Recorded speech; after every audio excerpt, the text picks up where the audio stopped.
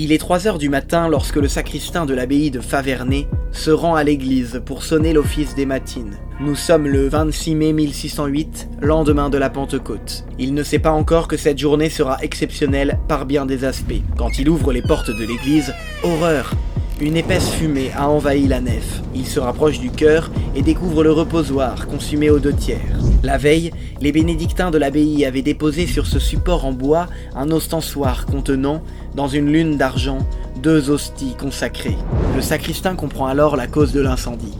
Les cierges installés de part et d'autre du reposoir sont restés allumés par mégarde et, après avoir fondu, ont incendié le reposoir. L'alerte est donnée immédiatement.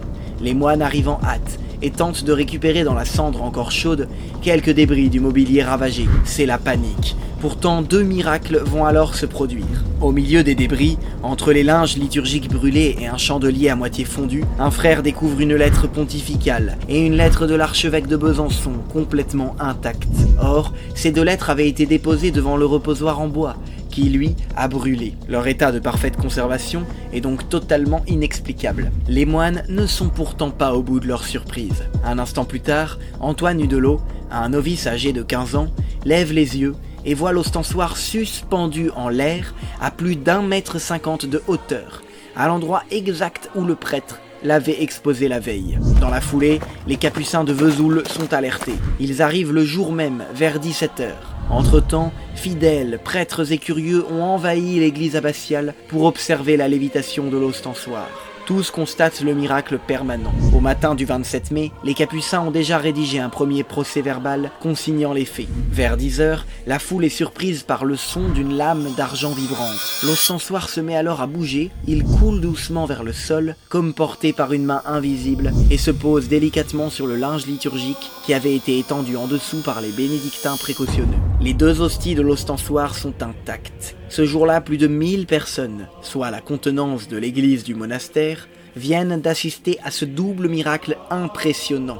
Un objet pesant plusieurs kilos, l'ostensoir, a lévité dans les airs sans aucune aide humaine ou technique et pendant 33 heures environ, ce qui est scientifiquement impossible. De plus, les 2 hosties consacrées, ainsi que les 2 lettres du pape et de l'archevêque, ont résisté aux flammes, sans aucune explication rationnelle, puisque tout le mobilier aux alentours a été consumé. Le soir même, l'archevêque de Besançon, Monseigneur Ferdinand de Rie, est tenu informé.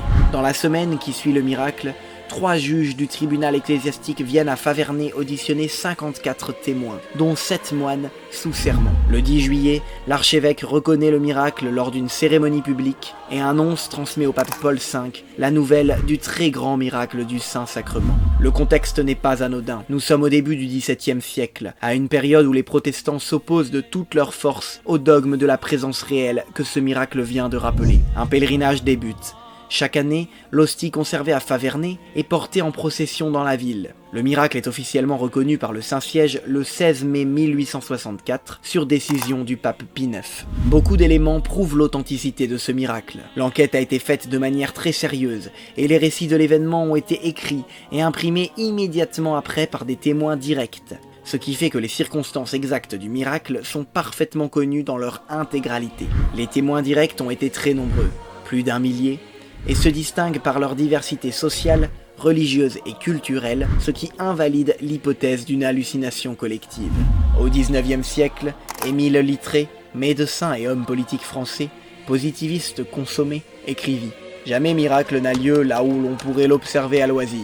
Il ignorait sans doute le miracle de Favernet. Si cette vidéo vous a plu, n'hésitez pas à vous abonner, à liker et à partager autour de vous. Enfin, retrouvez un lien en description pour vous abonner à notre newsletter pour recevoir régulièrement des nouvelles raisons de croire à la foi chrétienne.